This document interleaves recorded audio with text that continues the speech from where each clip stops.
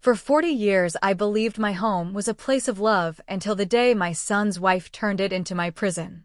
She locked me in the basement, stole everything I owned, and thought she had broken me. But what she never expected was what I did next. The cold concrete pressed against my back as I lay on the basement floor, the rusty smell of damp air filling my lungs. The small window high on the wall let in only a thin line of light, just enough for me to see the locked iron door. My wrists ached from the rope marks, and my heart pounded as I realized the truth. My son's wife, Linda, had done the unthinkable. She had locked me, his own mother, in the basement of the very house I built with my hands, the house where I raised him, the house full of my memories. Above me, I could hear her voice. Cold. Sharp. Commanding. "This is my house now," Linda hissed as she walked across the wooden floors above. "She's old. She's weak. And nobody will come looking for her." I pressed my palm against the cement wall, tears stinging my eyes. My son Michael's voice never came. He wasn't there. He had gone out on a trip for work, leaving me alone with the woman who saw me not as family, but as an obstacle to remove. My stomach growled with hunger. My throat burned with thirst. The pain was nothing compared to the betrayal. After all the years I had given my son, after the sacrifices, this was my reward, imprisoned in my own home by the woman he married. But what Linda didn't know is that I had a plan. I was not as weak as she thought. And when I got out of that basement, she would regret ever underestimating me. That was the day my life turned upside down. But how did it come to this? How did I, a grandmother, end up locked away like a criminal in the basement of my own home? Let me take you back to the beginning. I was born in a small village, the eldest of 4 children. Life was not easy. My father was a carpenter, my mother sold vegetables at the market. I grew up learning the value of hard work, of sacrifice, of building a home with your bare hands. When I married my husband, Peter, we had little more than a small piece of land. Together, we built our house brick by brick. I remember the nights we went to bed on an empty stomach, the mornings when we shared one loaf of bread among 3 children. But slowly, through sweat and tears, we made that house a home. Years passed. My husband passed away when my son Michael was only 16. It was the darkest time of my life, but I held on. I raised Michael and his sisters alone. I made sure they had food, clothes, and an education. I told myself that if I had nothing else, I would at least raise my son to be a good man. And for a long time, I believed I had succeeded. Michael grew up kind, hardworking, and respectful. He became the pride of my heart. But everything changed the day he brought Linda home. Linda was beautiful, there was no denying it. She had smooth hair, sharp eyes, and a smile that could charm anyone. At first, I thought she was a blessing. She spoke sweetly to me, always calling me mother, always offering to help in the kitchen. But slowly, I began to see cracks. She didn't like the way I arranged the house. She complained that I interfered in their marriage when I asked simple questions. She whispered things to Michael when she thought I wasn't listening. And little by little, I saw my son change. He stopped asking for my advice. He stopped eating dinner with me. He spent less time at home, always with Linda by his side. Still, I told myself it was normal. A wife should be close to her husband. Maybe I was just jealous. Maybe I was being paranoid. Until the insults began. It started with small comments, "You're too old-fashioned, mother," or "Why don't you let us run the house now?" But soon, it became sharper. "You don't belong here anymore. This is our home now, not yours. Michael doesn't need you controlling him." Those words stabbed at me, but I swallowed them. For the sake of my son's happiness, I kept quiet. I convinced myself she would change with time. I was wrong. The breaking point came when Michael got a new job in another city. He had to travel often, leaving me alone in the house with Linda. That was when her mask slipped completely. Without Michael there, she no longer pretended to be kind. She barked orders at me like I was her servant. She made me clean, cook, and wash, and if I was too slow, she shouted that I was useless. Still, I endured. I thought, Michael will see one day. He will see who she really is. But then came the day she looked me in the eye and said the words that broke me. "Old woman, you don't belong here anymore. This house is mine." Michael is mine. You're nothing but a burden. And soon, you'll be gone. I laughed at first. I thought she meant she wanted me to move out, maybe to live with my daughter. But I didn't know she meant something far worse. One night, after dinner, I felt dizzy.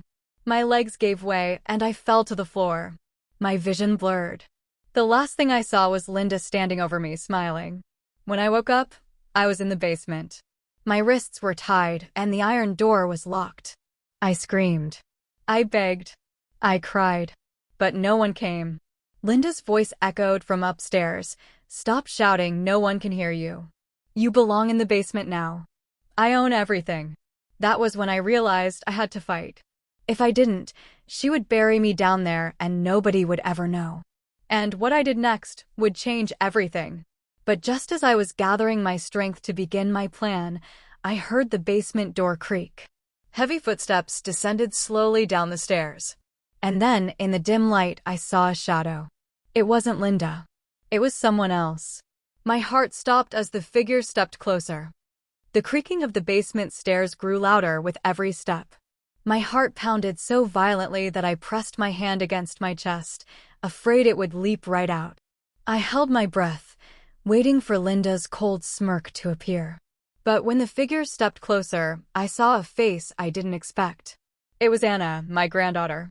Her small frame looked fragile in the dim light, her hair tied back loosely, her eyes wide with fear. She was only 16, Michael and Linda's only daughter. My heart leaped into my throat when I realized she had found me. "Grandma," she whispered, her voice trembling as tears filled her eyes. What are you doing here? Why are you locked up?" I wanted to reach out and hug her, but my hands were still bound. "Anna, darling, your mother. She locked me in here.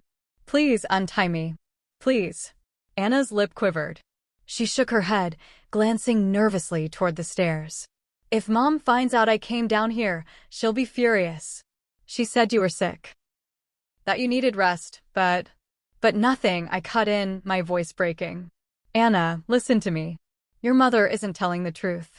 She's trying to take everything from me. She wants me out of the way. You must help me before it's too late."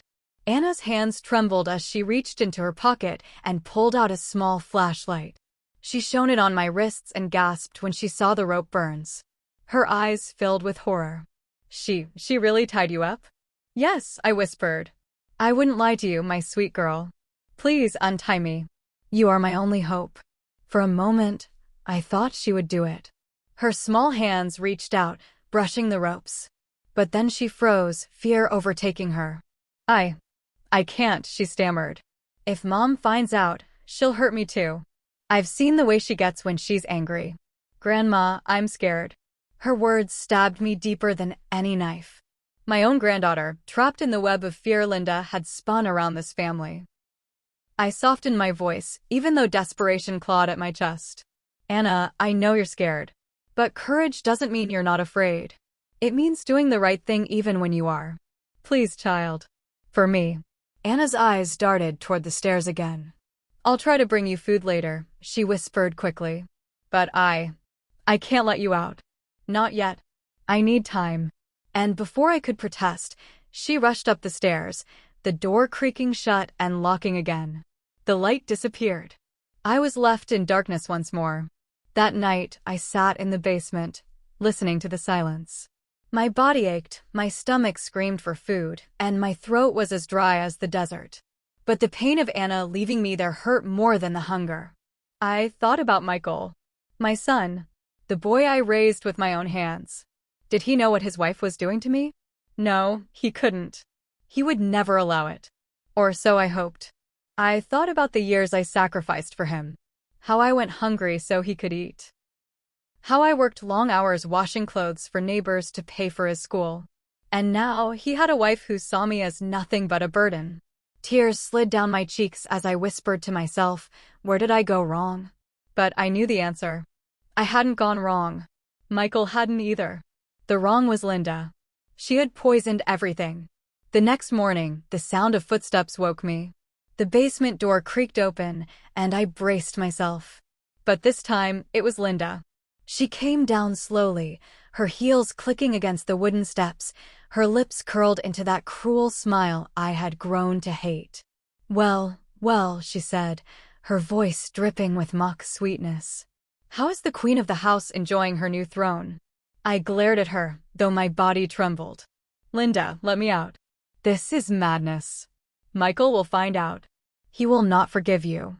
She laughed, a sound so cold it made my skin crawl. "Michael?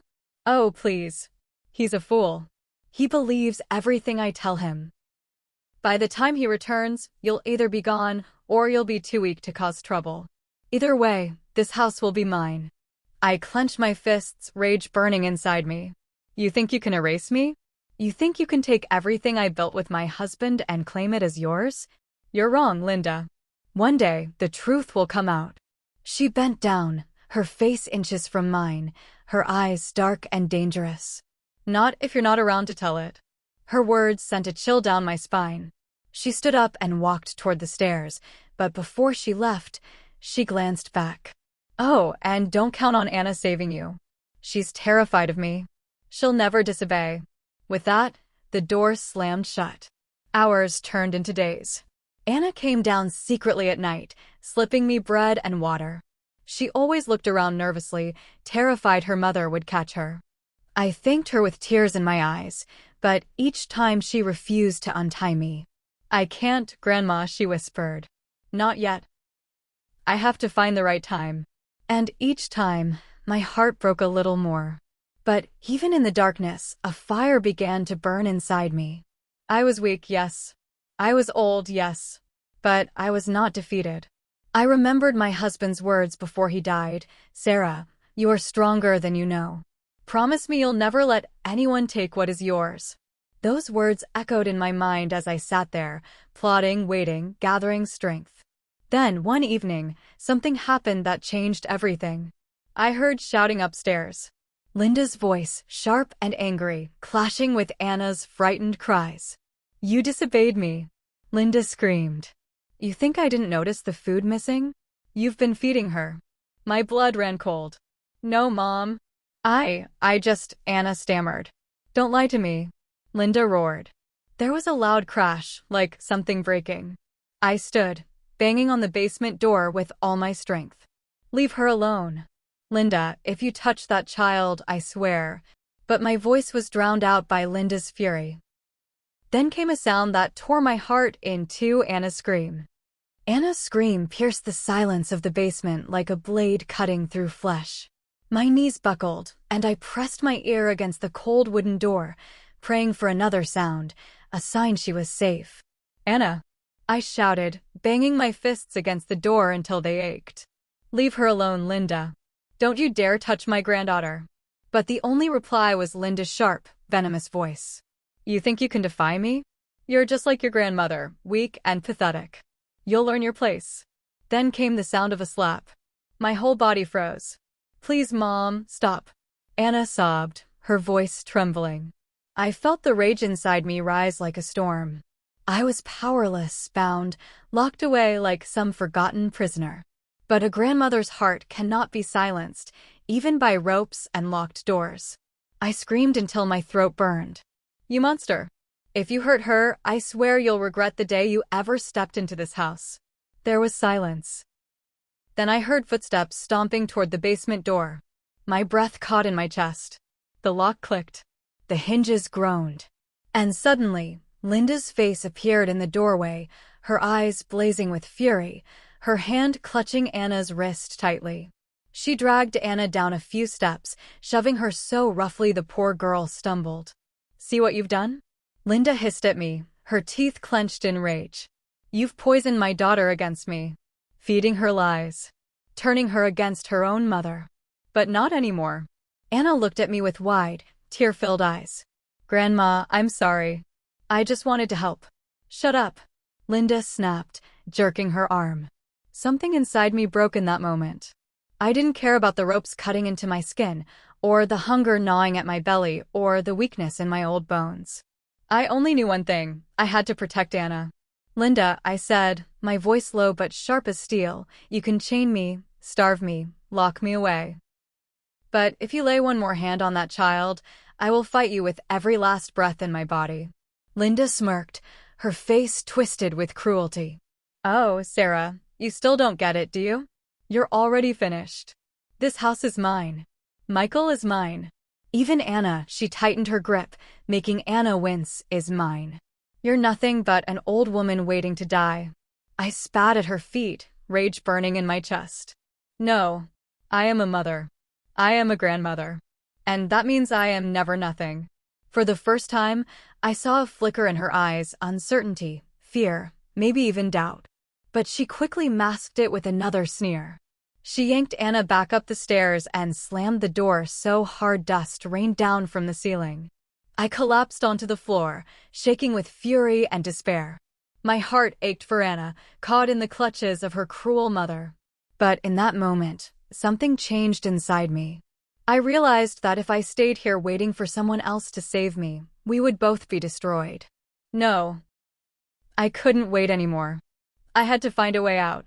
The next few days, I watched and listened carefully. Linda became more paranoid after discovering Anna's secret trips to the basement.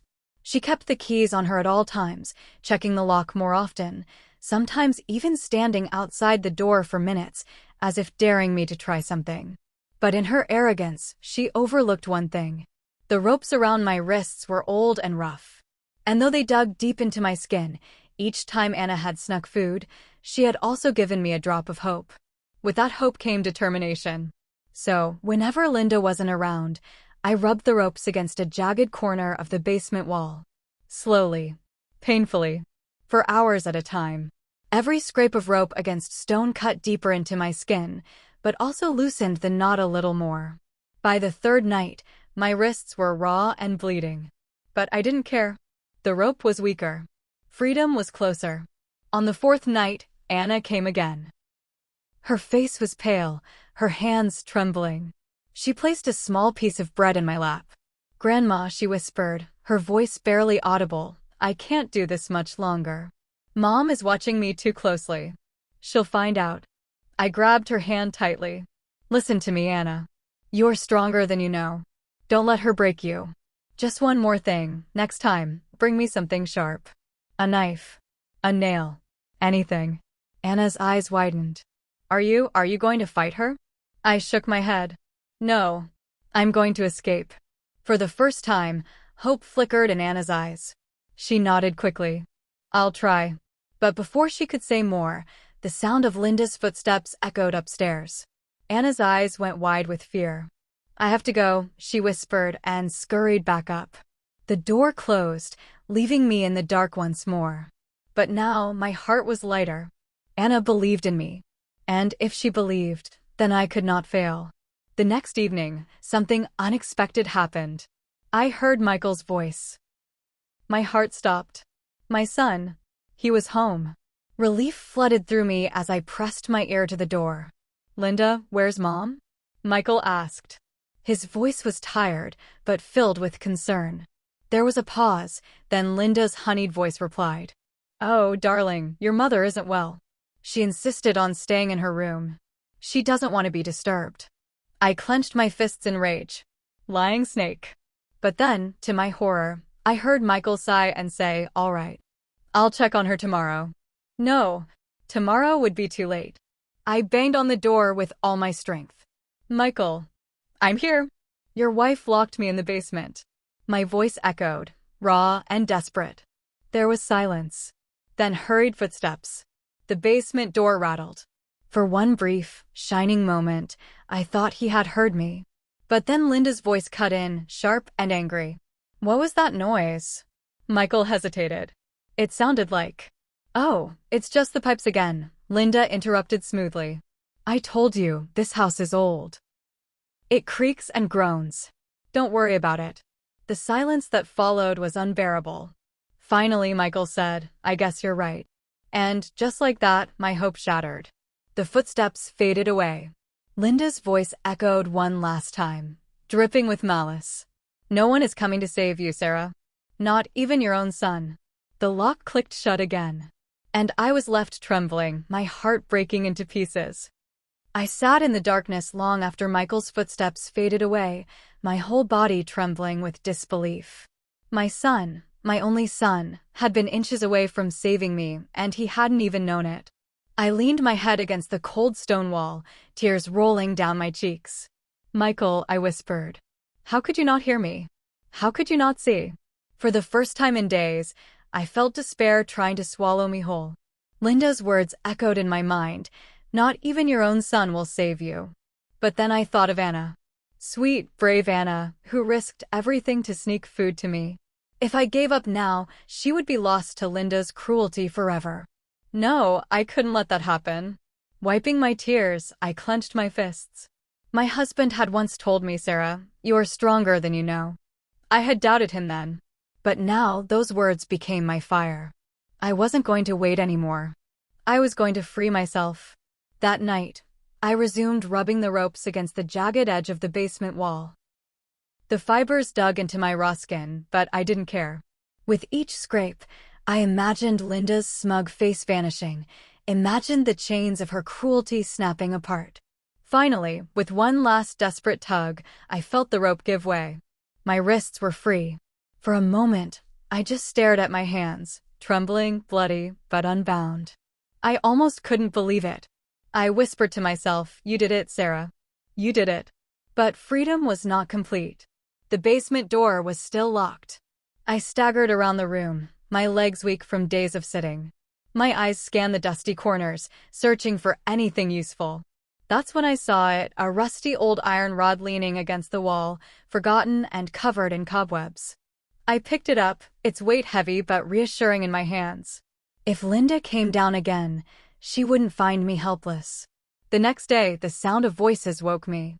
Michael and Linda. I pressed my ear against the door, straining to hear. "Michael, I'm worried about your mother," Linda said, her voice full of fake sweetness. "She's been strange. Sometimes she shouts, talks to herself. I think her mind is slipping." My heart sank. She was setting me up, painting me as unstable, so that, even if I escaped, no one would believe me. Michael sighed. "She's been through a lot since Dad died. I'll try to talk to her tonight." "Yes, dear," Linda purred. "But don't be surprised if she says strange things. Old age, it makes people imagine things." My fists tightened around the iron rod. Oh, how badly I wanted to slam that door open and expose her lies. But I knew I had to be careful. If I moved too soon, she would twist everything against me. I needed proof. I needed a plan. That evening, Anna came down again. This time, her hands shook worse than ever. She slipped me a small kitchen knife hidden under the bread. "Grandma," she whispered, "I heard Mom talking. She said she's going to put you in a nursing home. She said once you're gone, the house will be hers forever." My chest tightened. "A nursing home? No, she wants me gone completely. If she sends me away, I'll never see you again." Anna's eyes brimmed with tears. "I don't want you to leave. You're the only one who listens to me. The only one who cares." I hugged her tightly, ignoring the pain in my weak arms. "I'm not going anywhere, darling. Not without a fight." She pulled away, her face pale but determined. "Then we'll fight together." Those words gave me more strength than any meal could. The next 2 days, I used the knife Anna had given me to slowly chip away at the basement window. The glass was dusty and cracked, the frame rotting. It would take time, but if I could loosen it enough, I could crawl out. But Linda grew suspicious. On the third night, the door swung open suddenly, and she appeared with a tray of food. My heart stopped the one time she actually brought me something herself. Her eyes darted around the room, sharp and suspicious. Strange. Things look different down here. I quickly hid the knife under the old blanket, forcing a weak smile. "Maybe you're imagining things, Linda. Old houses creak and change." She narrowed her eyes, then stepped closer, studying my face. "You look stronger. Too strong for someone who hasn't eaten properly. Has Anna been sneaking down here again?" My stomach twisted. I forced a laugh, though my voice shook. "Anna? No. She's terrified of you." "Why would she risk that?" Linda studied me for a long moment, then smirked. "You're right. She wouldn't dare." But as she turned to leave, I caught the glint of doubt in her eyes. That night, after Linda left, I worked faster on the window. My hands bled from the glass, but I didn't care. Freedom was so close I could taste it.